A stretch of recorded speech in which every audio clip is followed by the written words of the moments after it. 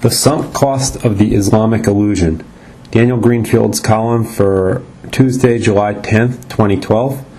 Daniel Greenfield's columns can be found at sultankanish.blogspot.com. Here is The Sunk Cost of the Islamic Illusion. Say that you get a tempting offer from a Nigerian prince and decide to invest some money in helping him transfer his vast fortune from Burkina Faso or Dubai over to the bank across the street. The seemingly simple task of bringing over the $18 million left to him by his father before the revolution hits some snags which require you to put in more and more of your own money. Eventually, you have invested more of your own money than you ever would have done up front, just trying to protect the sunk cost, the money that you already sank into Prince Hussein Nagobo's scheme, and even more vitally, the belief that you didn't screw up by trusting him. Now imagine that Prince Nagobo's real name is Islam. That is where Western elites find themselves now. They invested heavily in the illusion of a compatible Islamic civilization. Those investments, whether in Islamic immigration or Islamic democracy or peace with Islam, have turned toxic. But dropping those investments is as out of the question as writing off Prince Nagobo as a con artist and walking away feeling like a fool. Western elites, who fancy themselves more intelligent and more enlightened than the wise men and prophets of every religion, and who base their entire right to rule on that intelligence and enlightenment, are not in the habit of admitting that they are fools. To protect the sunk cost and your self-esteem, you must go on believing that, no matter what Prince Nagobo does, he is credible and sincere. Any failings in the interaction are either your fault or the fault of some third party. Anyone who tells you otherwise must be a Nagobophobe. The Arab Springers, who predicted that the Muslim uprisings would bring a new age of secularism, freedom, and an end to the violence between Islam and the West, are busy writing up new checks. Thomas Friedman is penning essays explaining why the rise of the Muslim Brotherhood will mean regional stability and peace with Israel, and if it doesn't, it will be our fault. It's not insanity, it's the term that rhymes with a certain river in Egypt. The Brotherhood's victory discredits the Arab Spring, which discredits the bid for Arab democracy, which discredits the compatibility of Islam and the folks on Fifth Avenue. Follow the river back along its course, and suddenly the clash of civilizations becomes an undeniable fact. It's easier to give up and let the river of denial carry you further along until 5 years from now you find yourself explaining why Al-Qaeda ruling Libya is actually a good thing for everyone. In 1991, Israel cut a land for peace deal with a greasy Egyptian bloke named Yasser Arafat. The Cairo-born Arafat would turn his gang of terrorists into a government and police form and rule over an autonomous territory in exchange for ending the violence. Clinton smiled beatifically as hands were shaken and a new era of peace was upon us. The era, however, has yet to show up. Over 2 decades of terrorism have not shaken the belief of the American or Israeli establishment in the two-state solution, which has solved absolutely nothing except perhaps the problem of how to make the Middle East into an even more unstable place. As the violence increased and the pathway to peace decreased, American presidents and Israeli prime ministers redoubled their concession offers and their faith in the two-state solution, now an article of faith in most circles. Denial isn't just a river in Egypt, it also laps at the shores of Tel Aviv, flows out the English coast, and all across Europe. Ask a Eurocrat for the time of day, and he'll calculate how much to charge you for the subsidies to artisanal clock farmers that it will take to answer that question. Ask him about Islamic integration, and he will instantly tell you that everything is going smoothly, and the problems only exist in the minds of a few bigots and the pages of a few tabloids. Muslim integration into Europe is going swimmingly, much like the Israeli-Palestinian peace process and the Arab Spring. It's going like a house on fire, not to mention a bus, a lot of cars, and 2 towers on fire, on the other side of the Atlantic.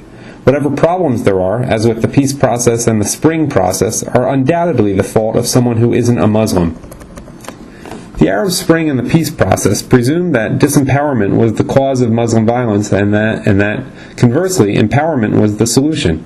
Give the poor dears some weapons, a country, a ballot box, free and open elections, and they'll be less likely to blow themselves up while seeking 72 virgins on the Downtown Express.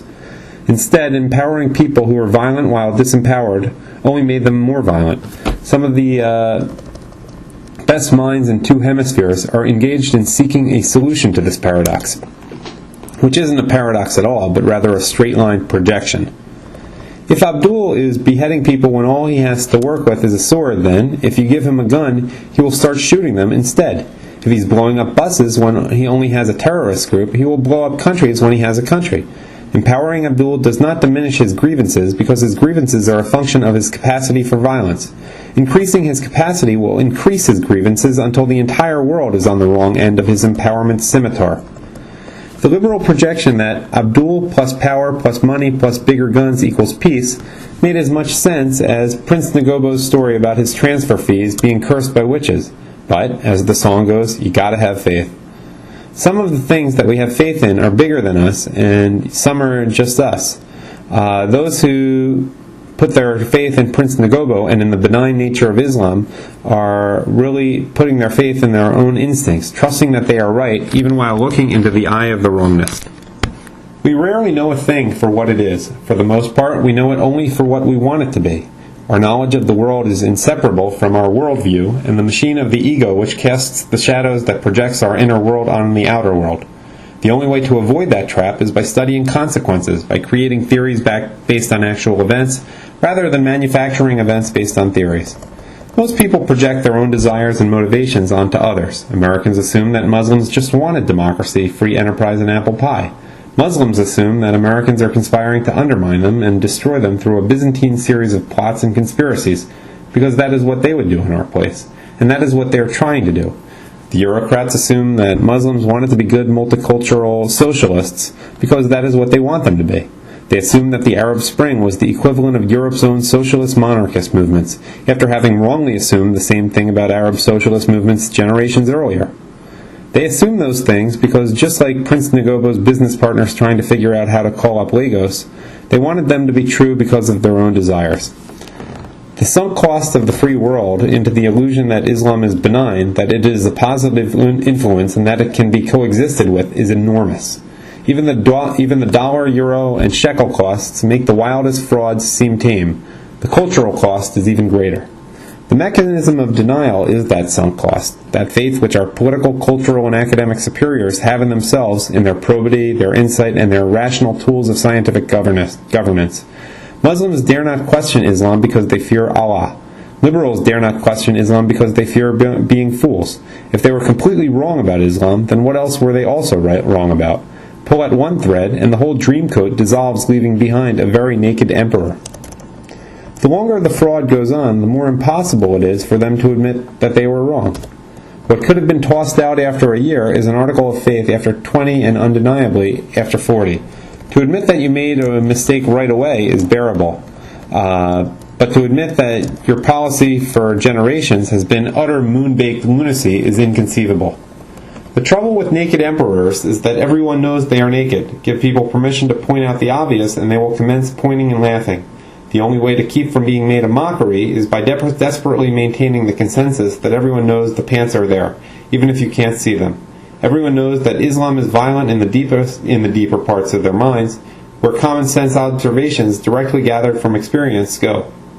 Give people permission to point out the obvious, and they will turn angrily on those who lied to them and manipulated them for decades. Worse still, they will brand them incompetent fools who cannot be trusted with the reins of government. Most insidiously, the left likes the imaginary world that it has created. The multicultural utopia with jolly Pakistanis adding spice to London, Saudis putting up little mosques on the Canadian prairie, and sassy Shiites bringing diversity to Dearborn isn't just propaganda, it's the imaginary world that they want to live in. Just as the newsroom created an imaginary world in which the left won every debate in the last 2 years, the new world order that they have imagined of a friendly, multicultural, democratic Islam is their imaginary world, created and maintained at our expense and in the face of all reality and reason. The illusion of Islam has, like the banking system, become too big to fail. It cannot fail because it would take too much else down with it, leaving behind a harder world. No matter how unintegrated Muslims in Europe are, the Eurocrats must insist that, aside from a few exploding bumps in the road, everything is going according to plan. Any day now, a lesbian imam will be preaching the virtues of secularism in Finsbury Park. It must be that way because the alternative is unthinkable. In Israel, the two-state solution must still be the solution because the alternative is eternal conflict. In the rest of the region, Arab democracy must be viable because otherwise there is nothing left but despair over an irredeemable barbarism. We gotta have faith, not in any deity, including the chief deity of Islam, but in our leaders. Muslims believe that Allah is infallible, while we are expected to believe that the politicians and professors, the diplomats and journalists are. That they are right even when the continuing violence proves that they are wrong. The people who shape our half of the world have fallen for the Nigerian prince scam of Islam, and they need to believe that they know what they are doing, and they need us to believe it too. And when the check from Lagos doesn't clear, when the bombs go off, the cars burn, the children are murdered in schools and the rockets fly, then they don't blame Prince Hussein Nagobo, the car bombers, terrorists, and throat slitters. They blame us. The end.